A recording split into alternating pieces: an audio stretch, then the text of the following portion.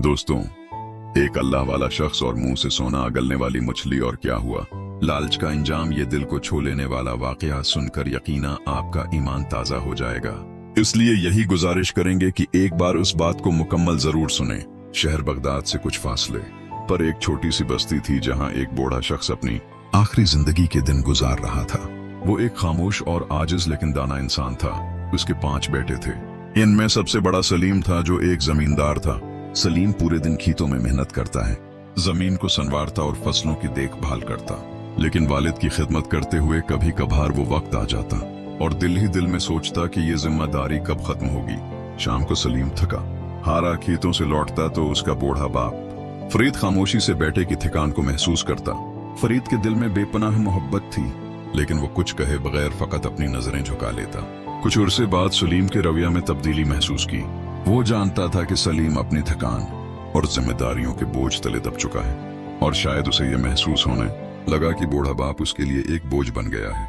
सलीम का रवैया उसके वालिद को परेशान करने लगा। वो अपनी जिंदगी के आखिरी दिन सुकून से गुजारना चाहता था, लेकिन सलीम की बेरखी ने उसे घेर कर दिया। कुछ उर्सा बाद फरीद ने सलीम को करीब बुलाया और कहा, बेटा, मुझे मालूम है कि तुम पर बहुत बढ़ गया है। फिक्र न करो, मैं ज्यादा दिन तुम्हारे साथ नहीं रहूंगा। 2-3 दिन बाद मैं दूसरे बेटे के पास चला जाऊंगा। तुम अपने काम और जिंदगी पर ध्यान दो, मेरे लिए परेशान मत होना। ये सुनकर कुछ देर खामोश रहने के बाद सलीम के दिल में नादिम की हल्की सी लहर उठी, मगर उसके लबों पर कोई सख्तियां रोकने वाले अल्फाज न आए। कुछ दिन गुजारने के बाद बूढ़ा फरीद सलीम के घर से निकलकर दूसरे बेटे राशिद के पास चला गया, जो एक कामयाब कारोबारी था और जिसे माल और दौलत की कोई कमी नहीं थी। बूढ़ा बाप राशिद के घर रहने लगा, लेकिन राशिद का रवैया काबिल अफसोस था। राशिद के लिए कारोबार की मसरूफियत ज्यादा अहम थी, जबकि उसकी बीवी से सर को हमेशा नजर अंदाज करती और उनसे बात करने की जहमत भी न उठाती। फरीद दिन भर खामोशी से एक कोने में बैठा रहता, दिल में अपने बेटों की बदलती हुई मोहब्बत का गम लिए, मगर अपनी तकलीफ को कभी जबान पर लाता। बूढ़े फरीद के कदमों के साथ गुजर रहा था।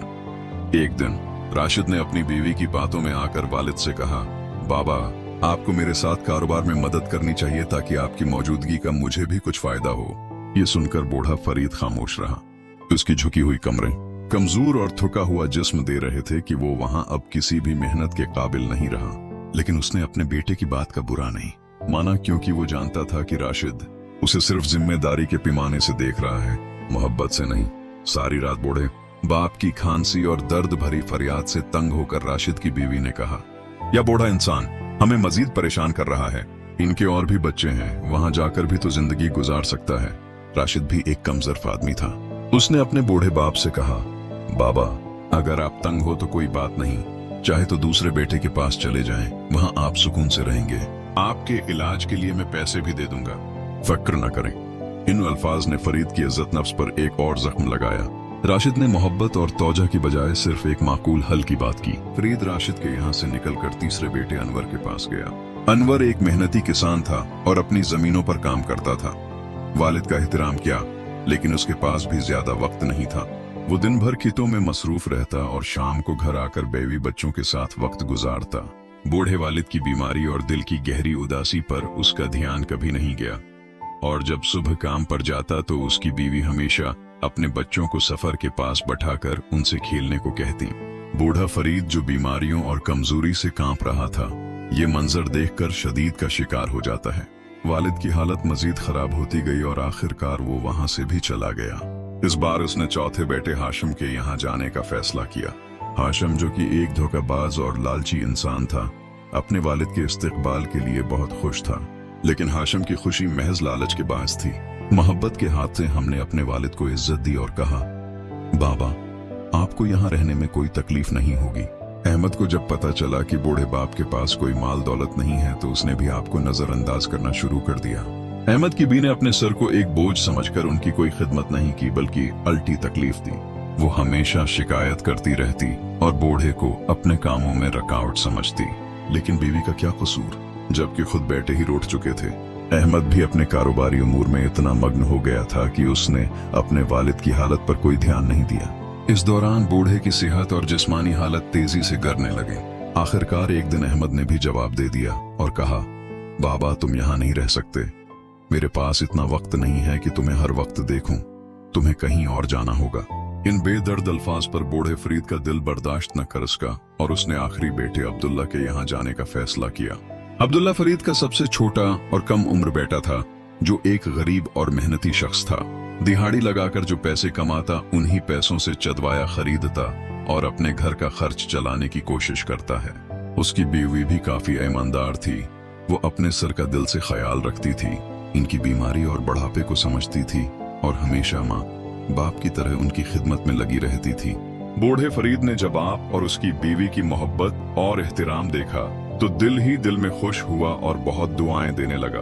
वक्त गुजरता गया और फरीद अपने छोटे बेटे के घर में खुशी की जिंदगी गुजारने लगा। उसकी जिंदगी में सुकून और मोहब्बत वापस आए और वो इस बात पर शुक्रगुजार था।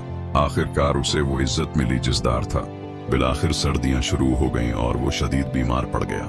अब्दुल्ला आपकी हालत देखकर बेहद गमगीन होता और अक्सर रो पड़ता है, क्योंकि वो अपने वालिद को एक बोझ नहीं बल्कि हकीकी मानी में आपके रत्बे से देखता था।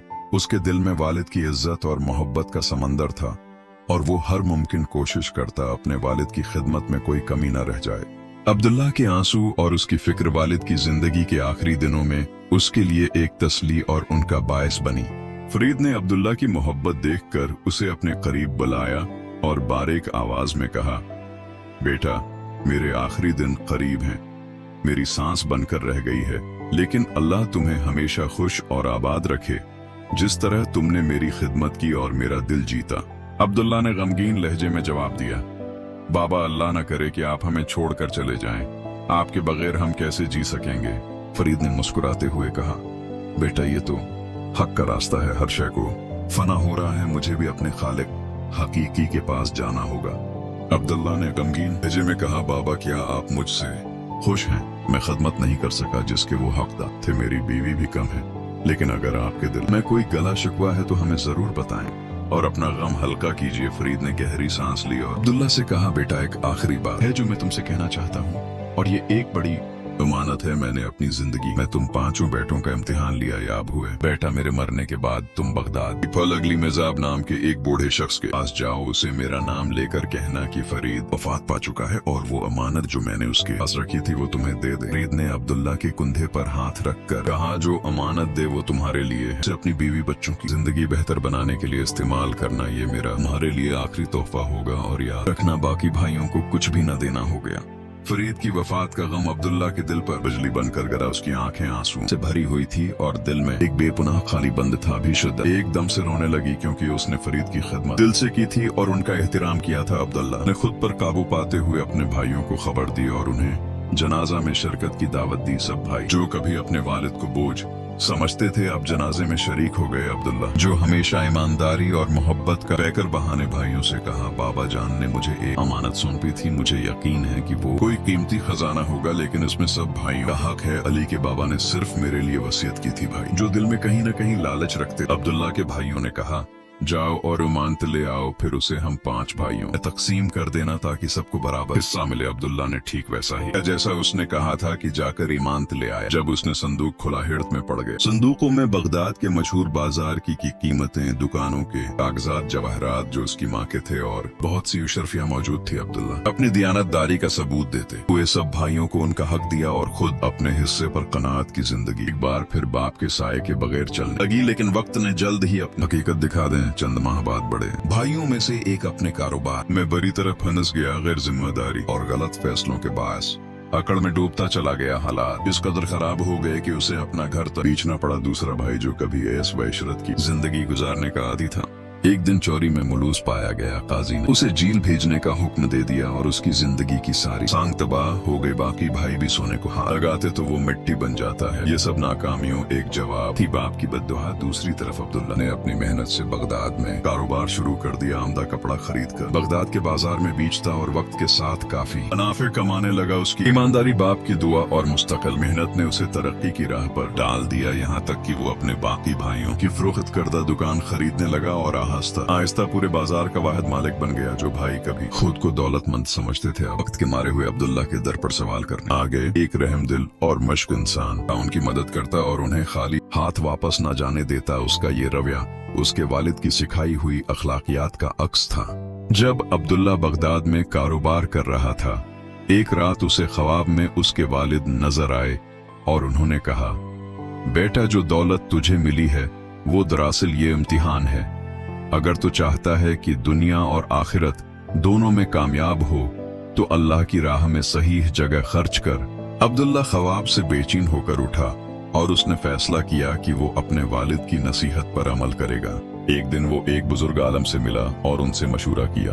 उन्होंने कहा, अगर तुझे अपने माल की हकीकत जाननी है तो बगदाद से निकलकर दरिया के किनारे जा, वहां तुझे तेरी तकदीर का असल फैसला मिलेगा। सफर शुरू किया और एक बड़े दरिया के किनारे जा पहुंचा।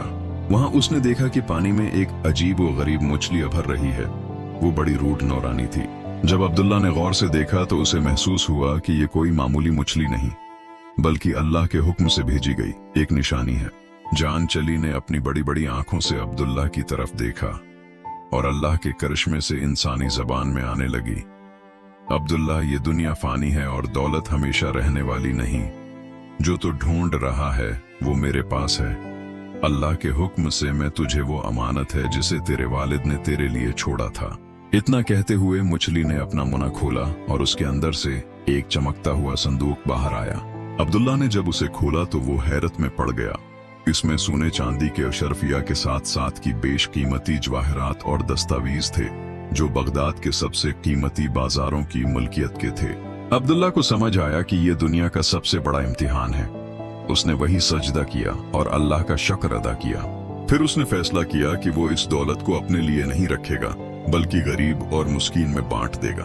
बगदाद लौटकर उसने सारा सोना चांदी और जायदाद बेचकर दरवेश, यतीमों और जरूरतमंदों में तकसीम कर दी। शहर के लोग हैरान थे कि जो आदमी पूरे बाजार खरीद सकता था वो खुद सादा जिंदगी क्यों अपना रहा है। लेकिन अब्दुल्ला जान चुका था कि वो दुनिया फानी है और असली माल है जो अल्लाह के लिए खर्च किया जाए। उसके बाद अब्दुल्ला ने अपनी बाकी जिंदगी अल्लाह की इबादत और लोगों की खिदमत में गुजार दी।